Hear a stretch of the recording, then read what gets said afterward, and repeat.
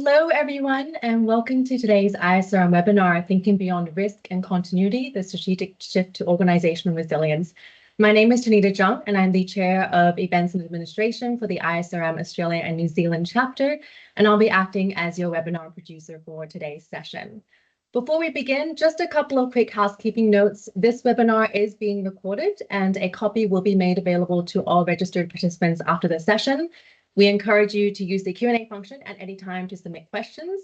We'll also address as many questions throughout the webinar. There is a discussion question already there, so please do go into the Q&A function and participate in there. If you experience any technical issues, just try refreshing your Teams window or rejoining the session, or you can also email us at events@isrm.org.au for further assistance. We're super delighted to have two of the region's leading resilience professionals joining us today. We've got Laura Jury, ISRM New Zealand Chair and Business Resilience Consultant with Air New Zealand, and Pete Gervasoni, ISRM Victoria's Deputy Chair and Chief Risk Officer at Skepto. Laura and Pete will guide us through the evolution of organizational resilience, unpack the newly released ISO 22336 standard, and share practical ways to embed adaptive capacity and strategic foresight into decision-making. With that, I'll hand over to Laura and Pete to lead us into today's discussion. So good evening, everyone. I'm Laura Jury. I am a resilience subject matter expert within aviation and have a background within financial services, both really high reliability organisations. I'm the chair of the ISRM for the New Zealand chapter, and I'm really centred on strategic foresight, human-centred leadership, and the ability to foster that cross-collaboration that we all need in crisis events. Great to have this session with Pete as well, who will take us through a really deep dive into the standard and the capabilities it can bring to our organisations. Yeah, thanks, Laura. It's great to be with you all this evening, this morning, depending on where you are located. So my name's Pete Gervasoni. I'm the Chief Risk Officer at Skepto or Skepto Innovations. I've been really fortunate enough, I guess, to work within the resilience and risk space for the past 20 years of my career, really specialising within organisational resilience over the past 15 years. And I was very lucky to be given the opportunity to lead this particular project to develop ISO 22336, where we designed and developed a brand new standard for organisational resilience that provides guidelines for resilience policy and strategy. And today, as part of our webinar, we'll take a bit of a deep dive into the particular standard and some of its important clauses, and really looking forward to getting Laura's insights into resilience and how that's practically applied, but also we'll share some of our insights into how this particular standard will support you and your organisations in ensuring that organisational resilience becomes a real strategic enabler and helping you to prepare yourselves to anticipate and respond to, and where you need to adapt to those changing environments. So sit back, relax, enjoy, everyone, and it will be a terrific session. We really encourage you to use the Q&A chat because we will have an opportunity towards the end of today's webinar to answer any specific questions that you might have. So with that, I think we'll get into the core content, and I will have a look at taking over this. Give me one moment and we'll go to our next slide.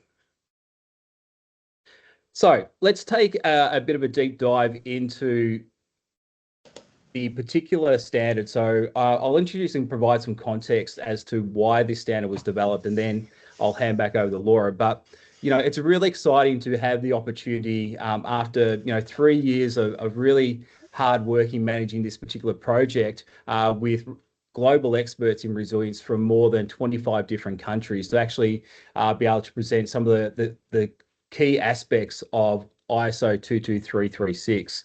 So again, guidelines for resilience policy and strategy. In today's dynamic and increasingly interconnected world, disruption isn't a possibility. I think we all know it's a real certainty.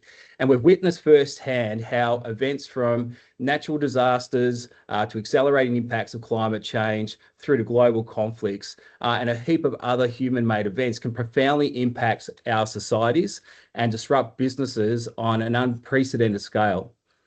And these aren't isolated instances, but often interconnected challenges that demand a new level of organisational preparedness. So this new standard isn't merely just another document to add to your shelf. It's a comprehensive roadmap to not only surviving these challenges, but actively thriving and even finding opportunities for innovation and growth in the face of adversity. The standard offers a structured, globally recognised approach to building an organisation that is prepared for the unexpected, capable of maintaining its core functions and adapting its strategic direction where it's needed. Gone are the days where organisational resilience was considered an afterthought, a buzzword, or a reactive measure, or simply another term for traditional business continuity. ISO 22336 firmly positions resilience as a fundamental strategic enabler. It's about proactively building an organisation that possesses the capability to anticipate, absorb, and adapt to change, ensuring that you can consistently deliver on your core objectives, protect your value as an organisation, and maintain a long-lasting competitive advantage in an ever-shifting landscape. So think of this as really, I guess, building a truly future-proof organisation, one that can navigate a VUCA world with agility, confidence, and sustained performance. This strategic perspective recognises that resilience directly contributes to long-term viability, protects your brand and reputation, and increases your stakeholder confidence. So that sort of gives you a bit of an intro into why we developed this particular standard. I'm going to hand back over to Laura now to talk us through the evolution of organisational resilience, and then we'll come back and we'll take a bit more of a deep dive into some specific clauses from the standard itself. Great, thanks, Pete, and a great introduction into the topic. I think echoing what Pete was saying, I've got that organisational resilience is no longer a nice to have. It's the foundation for surviving and thriving in a world shaped by compounding, intersecting, and escalating disruptions.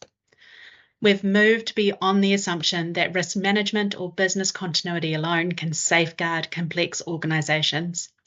In high-risk, high-complexity environments like aviation, critical infrastructure, governments, resilience isn't about local control anymore. It's about a system-wide adaptability.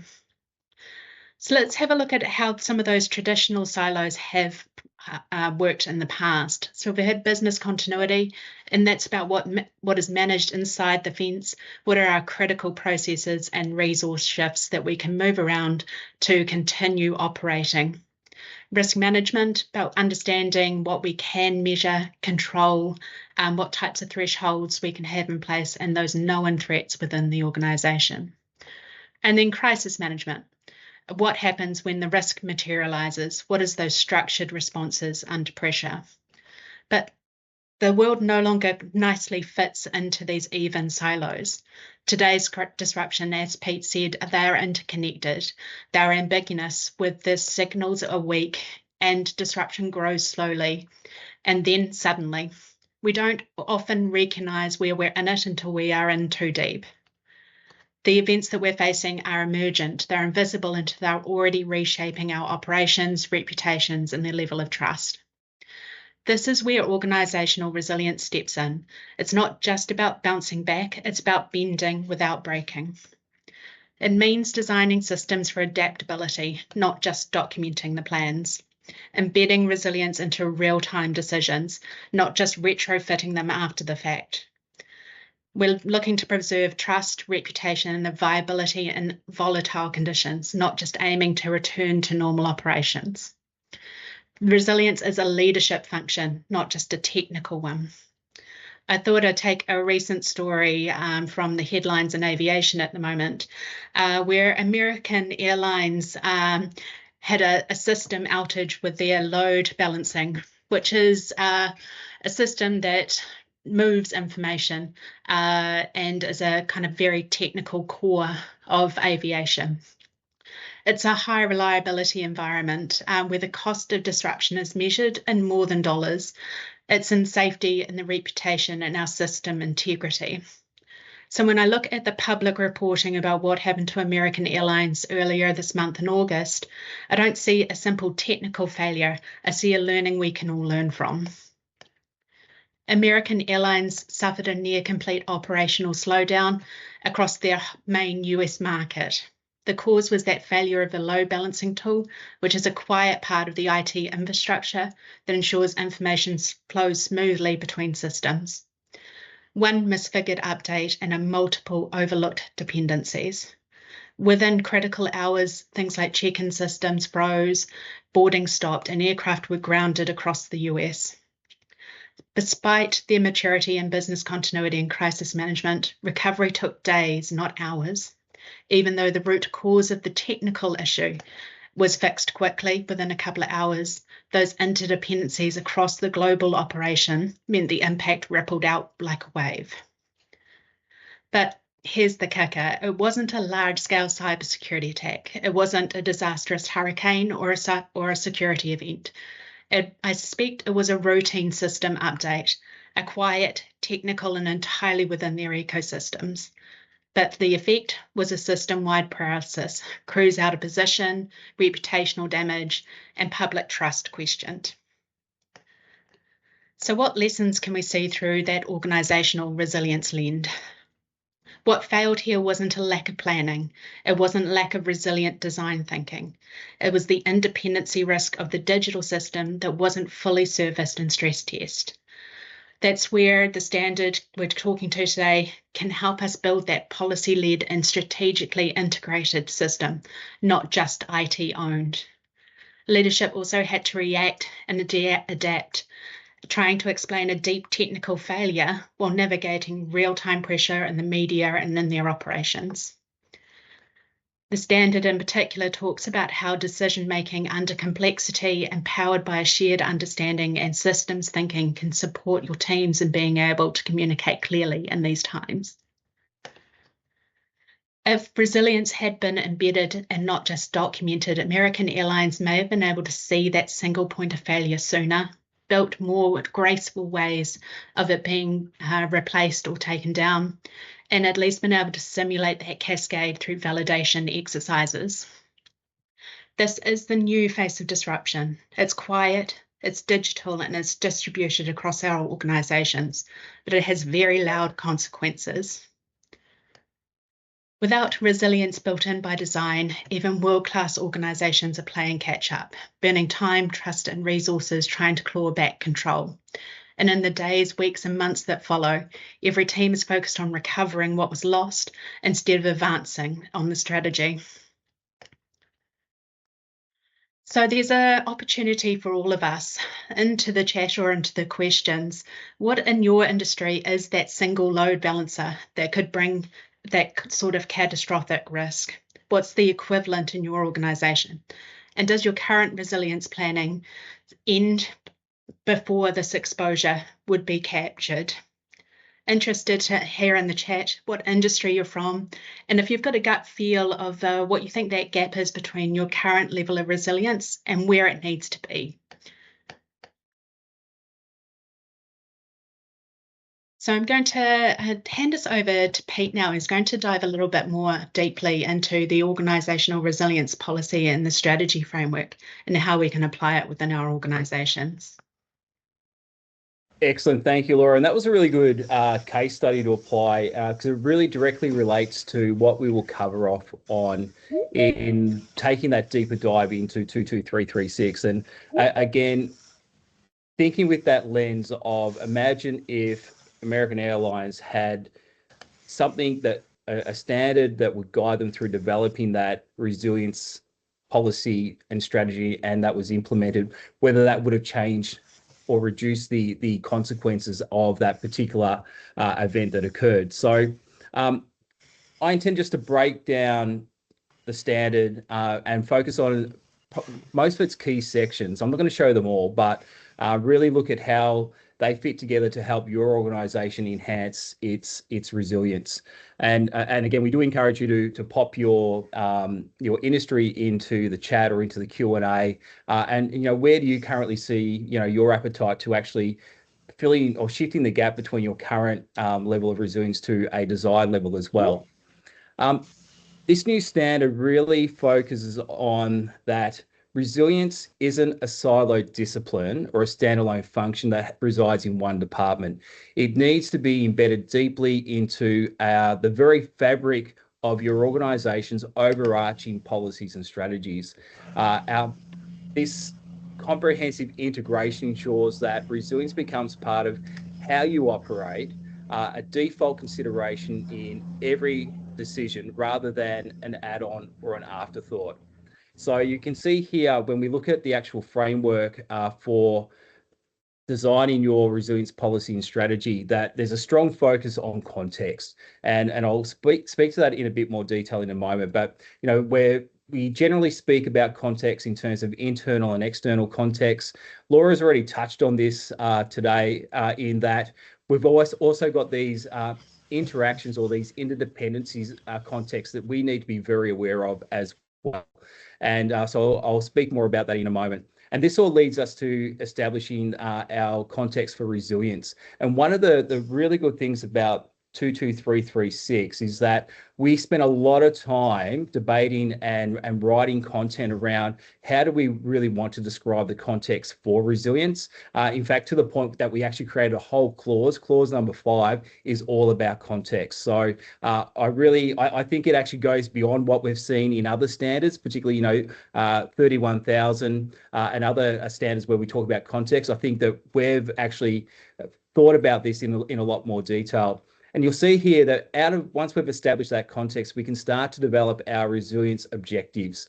And that should feed into our resilience strategy and, of course, feed across other organisational policies and strategies as well. So again, moving away from a siloed approach that we just have a resilience policy and we just have a resilience strategy to how do we embed these objectives in multiple strategies and multiple policies as well. Either side of the when we are looking at our framework for policy and strategy, we need to consider the risks associated to achieving those objectives. So falling back on the ISO definition around risk, and then also ensuring that we have that continual improvement approach and doing that evaluation and incorporating any lessons that we learn back into the future development of our policy and procedures as well.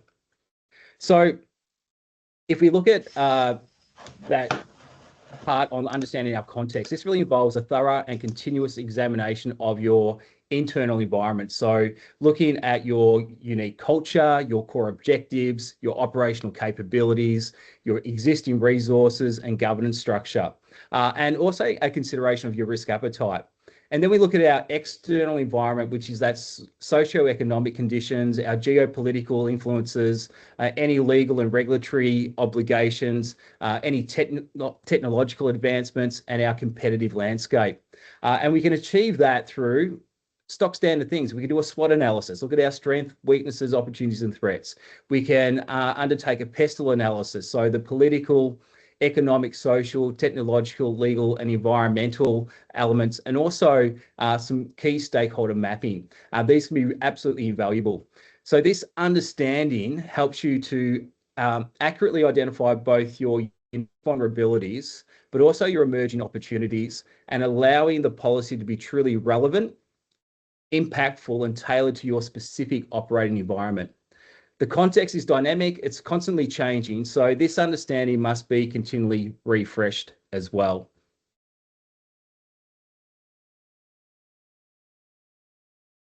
This next figure is, again, from the standard as well, and it breaks this down into that first level is looking at the policy from a principal point of view, attributes of a resilient organisation from the original ISO standard for organisational resilience 22316, and enabling behaviours to enable our organisations to achieve an enhanced state of resilience. So if we look at clause 4, and this focuses on the core principles, and it's about the fundamental ideals that your resilience policy and strategy should be built on. It basically says that your resilience policy sets the stage for top management to incorporate your resilience objectives into everything that it does. Then your resilience strategy lays out the specific goals and actions to execute that policy. Together, these things help your organisation to anticipate, absorb, and respond to change. It highlights the 3 big principles: how to formulate your policy, how to design your strategy, and then how to put all this into action via your strategy implementation. And these are really the building blocks for hitting those resilience goals. Clause 6 outlines the attributes that your resilience policy and strategy should have. So linking that back to those attributes from 22316. These qualities are critical for your organisation to be able to anticipate, absorb, and adapt to a changing environment. So I want to break them down for you in a little bit more detail. So if we look under our first principle, which is looking at our formulating our policy, is we have 3 attributes that really aligns to that. Firstly, having a shared vision and clarity of purpose. So this is about clearly articulating an understood purpose, vision, and values and behaviours that guide decision making at all levels of our organisation. We've touched on context, but really a resilient organisation aligns its policy and strategy with its context. So recognising that multiple interdependencies and interactions across all dimensions of the environment in which it is trying to achieve its objectives. Having a culture that is supportive of organisational resilience. This demonstrates a commitment to shared beliefs, values, and positive attitudes, and it fosters that creativity and innovation in an organisation. So, for example, if we had a software development organisation encourages a fail-fast culture, employees are not penalised for unsuccessful experiments, but more importantly, they're encouraged to share what they've learned. And this culture promotes that innovation and allows the team to adapt and improve more quickly. We then move across to our strategy design, and we look at some key attributes that enable that. So the ability to anticipate and manage change. And this is really about our ability as an organisation to anticipate, identify, absorb, and manage change, and effectively manage risk to constantly and consistently deliver on our objectives. Having shared information and knowledge. So this is where organisations should share that knowledge and information and implement systems so that its people are equipped to perform their roles. So you could imagine if you had a hospital that uses a centralised, accessible knowledge management system where doctors and nurses can share best practices, case studies, and updated procedures. This then ensures that critical information is available to everyone, improving patient care and allowing staff to learn from one another. So this is where we start to see a learning organisation. Another key attribute here is around continual improvement and evaluation. So we should be assigning roles to evaluate the effectiveness of the strategy design and achieve continual improvement so that performance management criteria are responsive to the change in our organisations. And then finally, under our strategy design, we look at the availability of resources. So this really involves developing and allocating resources, including people, technology, financial resources as well, to address our vulnerabilities and adapt to change to ensure it can support the effective implementation of the resilience strategy. And then the last 3 that sort of fit under that strategy implementation is around effective and empowered leadership. So your organisation should assign responsibility to coordinate the resilience activities within its governance structure and to find what are those key roles and responsibilities so that the purpose of the resilience enhancing activities is understood and decision making is effective. And in some cases, this could mean that organisations may start to look at appointing a chief resilience officer. Those responsible for designing and implementing the strategy should come from different areas of the organisation and cover all aspects of your business that is contributing a diversity of skills, knowledge, experience, and leadership capabilities. I think this is an important attribute when we look at the coordination and alignment of systems. So this really involves designing, developing, and coordinating management systems and allowing them and aligning them with the organization's strategic objectives. So again, if we think about an organization's risk management, business continuity, crisis management, and health and safety teams all working together, sharing knowledge and coordinating their efforts and coming together in a collaborative way. This integrated approach really ensures that a single event is addressed holistically rather than being managed, again, in that siloed approach. So it's really about coordinating conversations from different parts of the business in a more strategic way.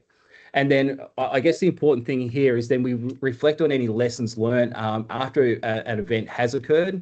We reflect on those lessons learned, we capture them and incorporate them back into our business as usual. And this is where we start to see where organizations start to evolve. And it's that little point of evolution within the organization that I feel that is where we see that true area of resilience. What underpins our policy and our strategy design and implementation is that we have some enabling behaviours. And Clause 7 really focuses on these enabling behaviours that underpin organisational resilience in our broader landscape. And these really dictate how an organisation and its people interact internally and externally differently, influencing the effectiveness of the resilience strategy itself. The clause suggests that the benefits of the strategy are amplified as more enabling behaviours are adopted. And some of these behaviours include the behaviour of being adaptable, so demonstrating the ability to change, evolve, and apply existing resources to new purposes in response to changing circumstances. Being inclusive, so seeking collaboration and engagement with all of our interested parties and fostering a shared ownership and cohesion. Being integrated, so recognising diversity and aligning systems to reduce those silos and promoting consistency in decision-making and efficient information exchange. Being reflective, so understanding systems and risks and learning from the past and applying that knowledge to innovate and enhance our resilience. Being prepared, investing in the capability to anticipate and respond quickly, being aware of what our priorities are and mobilising our resources effectively. Robust is all about designing systems with redundancy and fail-safe measures to withstand those significant impacts without catastrophic failure. And being innovative, so rapidly finding different ways to achieve our objectives, fostering creativity, and then adapting after we do go through a disruption. The next clause really focuses on from a framework point of view, and I'll just share with you just at a very high level that this sort of digs into the real comprehensive framework for your resilience policy and strategy. And at the center of this is the importance of that leadership and commitment. So your top management or your executive management has the main job of setting up this framework. They need to make sure that the objectives you've identified in your resilience policy can actually be achieved through careful strategy design and dedicated implementation. This framework isn't meant to be separate. It's designed to fit right in with your other existing organisational strategies and policies. And this clause highlights that leaders need to show a strong ongoing commitment to developing, supporting, and keeping up both with the policy and the strategy. And this includes making sure they align with the organisation's big picture direction, embedding resilience objectives into all parts of the organisation, allocating the necessary resources to achieve the intent of the policy, and constantly watching how things are progressing. And it's all about building a robust, sustained commitment from the top to generally enhance resilience across the board. And without this leadership push, it's really tough to get that traction within the organisation. Lastly, I just want to touch on looking at the process that underpins or assists you in actually developing the resilience policy and strategy as well. And so this is really clause 9, and this is almost a step-by-step guide into how you can develop your policy and your strategy. And this is where we think of this process as a continual circle, always adapting and always getting better. If we look again at these key stages, if we look at understanding your context, we've touched on this already. There's a whole clause number 5 that really digs deep into understanding context. What you're looking for is any shifts that might affect your organization's resilience. This is where you gather all that crucial intelligence to make informed decisions later. Communication, again, Laura's already touched on the importance of communication, particularly when we are going through certain crisis or a certain event. Communication is key. But in this context, this means that we want to set up and use a clearly approved way to talk about our resilience policy and strategy within our organisation. And the goal here is to make everyone who needs to know, inside and outside of the organisation, that it understands it effectively. So clear communication prevents confusion and absolutely builds that buy-in across the organisation. When we look at the process for policy formulation, this is where we start to develop the high-level statement for what your organisation intends to do to enhance its resilience. So you'll carefully consider your organisation's existing objectives and what your stakeholders expect. The policy objectives really set the tone and the direction of your resilience efforts and influences the design of your particular strategy. Under strategy design, this is where we can start to create specific plans engineered to achieve the objectives you've laid out in the policy. This really involves looking at any gaps between where you are now and where you want to be at a certain point in the future. And we need to ensure that we're formulating specific, measurable, actionable, realistic and time-bound objectives and ensure they align perfectly with your broader organisational goals. This phase really pushes for cross-functional collaboration, getting different teams to work together and using a really agile approach as well. 9.6 looks at strategy implementations. This is the real practical part. So actually putting your design strategies into action. And this includes developing and carrying out detailed action plans, making sure resources have been allocated correctly and clearly outlining roles and responsibilities to help you hit those strategy objectives. The way you approach this implementation should be both agile and transparent, allowing for adjustments as you go. The last one I just want to touch on there is around clause 10, and this is all about continual improvement, which is really important for implementing your resilience policy and strategy. It basically requires organisations to consistently make their resilience process and overall framework better, more suitable and more effective. And this comprehensive approach involves a couple of key things. One's around performance evaluation, which means systematically watching and rigorously reviewing your resilience policy and strategy against predefined or predetermined key performance indicators. You'll measure your progress and analyse lessons learned from both what went well and what didn't, and spot any shifts in your organisational context and proactively identify new or emerging risks. Now, it's really important to understand that we're not evaluating if we are more or less resilient. We're evaluating the effectiveness of our resilience policy and strategy. And the other key part here is about implementing continual improvement. So this involves spotting any gaps or opportunities for improvement, then developing plans to fix or improve them and assigning people to carry out those tasks.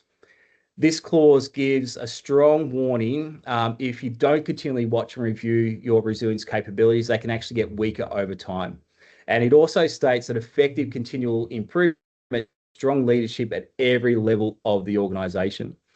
This kind of leadership actively fosters a culture of trust, openness and collaboration, and importantly, it encourages people to see mistakes as a learning opportunity.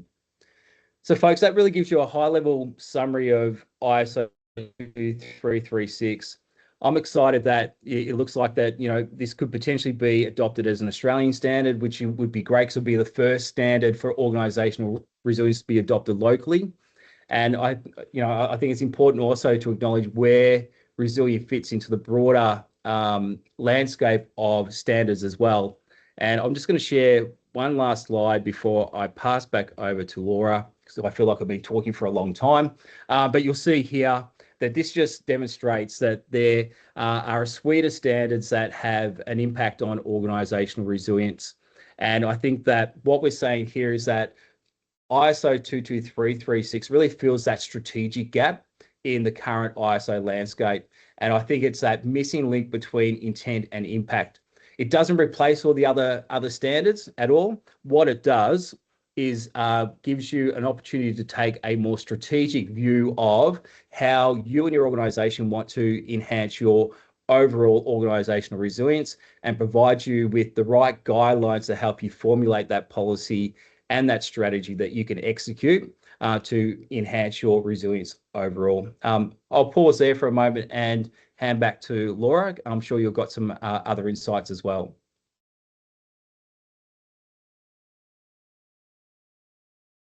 No, thanks, Pete. It's really great to have your depth of knowledge about how the standard is actually pulled together and the fundamental strategies that are underneath it.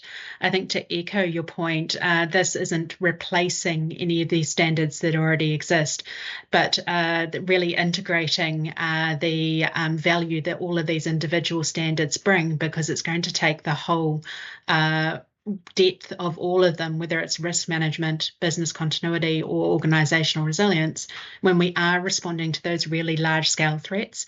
And the more we can do within the preparedness to build resilience in the organisation means that we've got the bandwidth at that time of crisis to make those critical decisions and be adaptable when we really need to.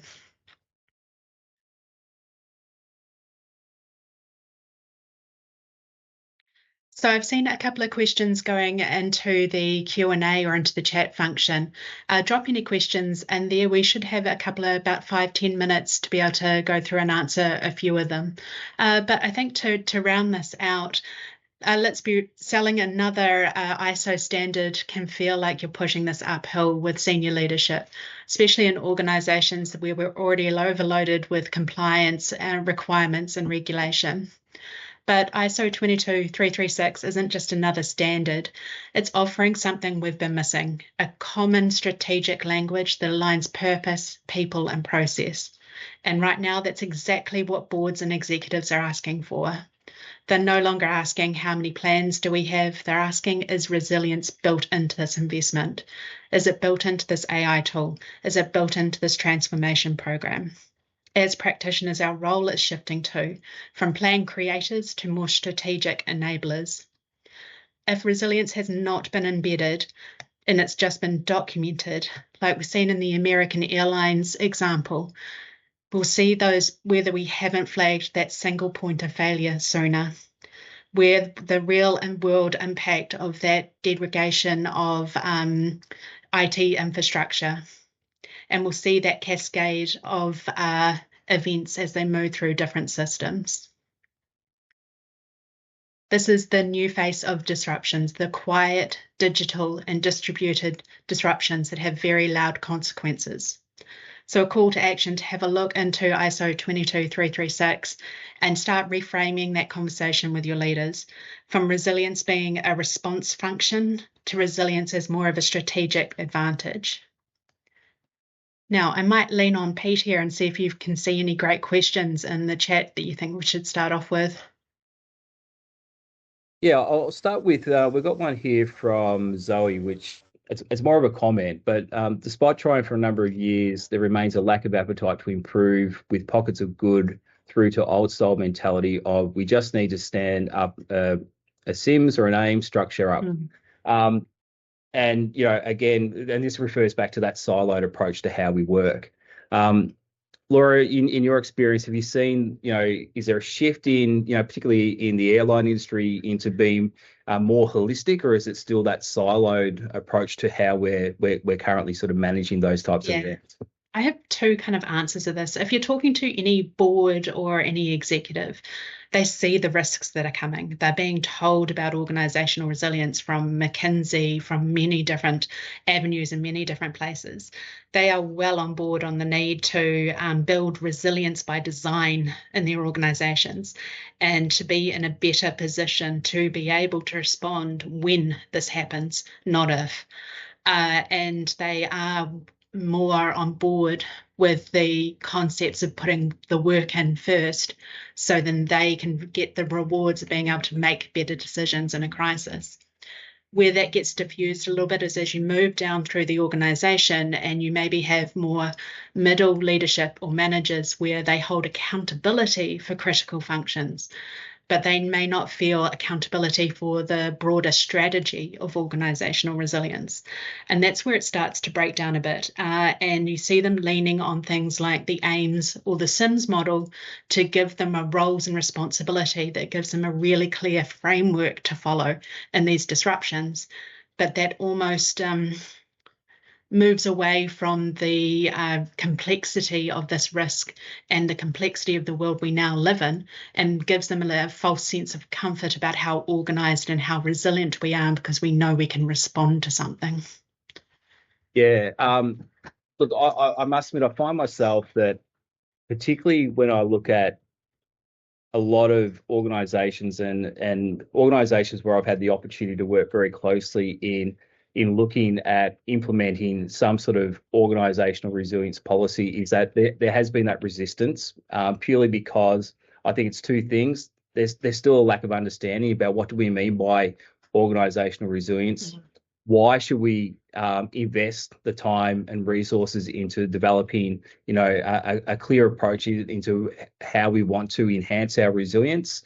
Because there is still a little bit of that residual thinking on resilience, just being, well, we've got business continuity, we've got risk management, we've got crisis management, tick, tick, tick, we're covered. Yeah. And the reality is that, no, you're not covered, because you may have those in place, but are those things effective? And when we look at particularly all those systems that organisations need to ensure are at an effective level, it goes beyond those three key disciplines. So I think that there's a real opportunity now, and probably from a public sector point of view, there's a real opportunity now for for governments at all levels to make a decision about, well, how can we ensure that our organisations that fill up our government bucket, so those departments and agencies and the like, if they're more resilient, then if we look at that from a state level or from a Commonwealth level, then it just means that at a government level or a sovereignty level, that we're going to be more resilient overall. And I don't think that's not a bad thing. So I think if we can almost influence public policy around including organisational resilience as that strategic capability, no different to what we do with risk management, no different to what we've done with business continuity. I think resilience now provides us with that overarching strategic approach to ensure that we're enhancing resilience both within public and private sectors. Yeah, and I think in corporations, it's being very clear that this isn't this or that. It is both. And I think they're within kind of business continuity frameworks, they can be very technical and very operational, and they miss a gap between how does the kind of operational element know what they need to do to respond in these events, to how does the strategic layer need to understand that response as well, and those two very different frames of references. I think what I liked about the standard and what you talked to over the presentation was that integration of those silos and the integration of information through them, and using the Organisational Resilience Standard as a way to evidence to boards about how all these systems are interconnected, instead of just saying that they are. Absolutely. Yeah, totally agree, Laura. I think that it provides a lot more structure and it provides that mechanism to give our boards and our executives greater oversight as to what actions are happening across the organisation, and it really promotes that collaborative approach, or that cross-functional integration of I'll call it conversations, but interactions between all parts of the organisation, because we all recognise that it's very challenging to ensure that we're across all parts of the organisation, and I think that's where in a future state, I thought it might have happened more by now. I think I predicted about 10 years ago that we'd see the rise of the Chief Resilience Officer. Mm. Haven't really seen that, hasn't caught traction, but I think there's a real opportunity to have resilience sit at an executive level within the C-suite to ensure that it's driving these initiatives and it's not so much that they need to manage every component that sits within a resilient organization, but they just need a position and a role that's advocating for and monitoring how we're actually implementing those policies and strategies that underpin a resilient organization. Yeah, we've got another comment. Oh, sorry, go ahead. So I was just going to say, I've got another comment here, which is just around context. So is it no different to the context within strategy or risk? I'd say it goes beyond particularly what has been captured previously or commented on previously within risk. And you know, particularly within this particular standard, it takes more of a deep dive into understanding that the interdependency and interaction context, which hasn't really been looked at within other areas within strategy and also risk as well. But really encourage you. I'm not here to sell the standard to you, but grab a copy and you will get a bit more of a deep dive into the importance of context understanding and that horizon scanning. I think, Laura, you'd agree that horizon scanning is really key. So we want to, where we can, anticipate where some of those vulnerabilities may come from. I think a lot of organisations skip past this context and the scale and the scope setting fairly quickly because it's assumed that the whole organisation, well, we already know this. We've already got a mission statement, or we've already got a strategy that's on the board that everybody can stand up and recite as a whole statement. But I think within these standards, especially for organisational resilience, the context of an airline is very different from the context of a financial services entity. And I explain my role as the translator of the organisation. I'm talking to somebody who maybe works in engineering very differently to somebody who works in the finance department. And being able to understand that context deeply because you have sat down and worked it through as you're building your policies and your standards enables you to be a person that can be that translator between how organisation looks under very different cultures within your organisation, instead of assuming it's the one corporate culture that it's underlying it all. Yeah, that's a really good point. And I think culture is one of those areas that really and it's a key attribute of a resilient organisation is a culture that's supportive of organisational resilience. And I think having that shared belief and that shared values that contribute towards the organisation achieving its strategic objectives.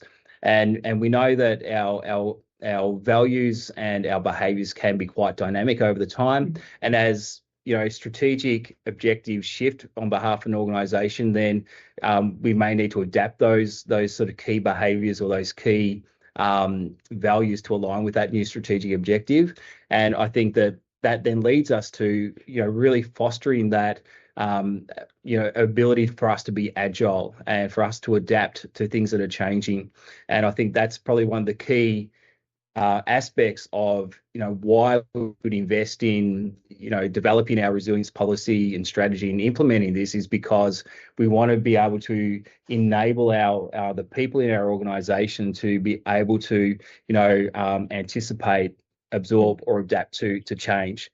And this will resonate not just in the context of how we need to deliver the core parts of our business, but importantly, really sits within the role of me as an individual within that organisation. So it can actually have a really positive impact on our people, that we've got that clear direction. I've just got another one here. I'm just in the interest of time. Stephanie popped in the chat. My experience has been too much time stuck in the weeds of strategy design at the expense of understanding context to support appropriate and efficient implementation. So I think that really emphasised what we were saying, Laura, about, that's why it's so important. We need to invest time and effort into understanding our context. Mm. And the last comment we got here is from someone in the public sector healthcare. Relational coordination is developing in stronger collaborative environment, quite resilient within confines of public policy and adaptive to agree. So I think it's just more a comment about the sector that they're currently working in. We can pause there for a moment. If there's any final questions that someone might have and wants to pop into the chat, we'll give you all a minute or two to think about that. While people are thinking, a question for you, Pete. Have you seen boards or that a change and shift in their understanding of organisational resilience and the use of terminology and the use of these models through the board level in particular?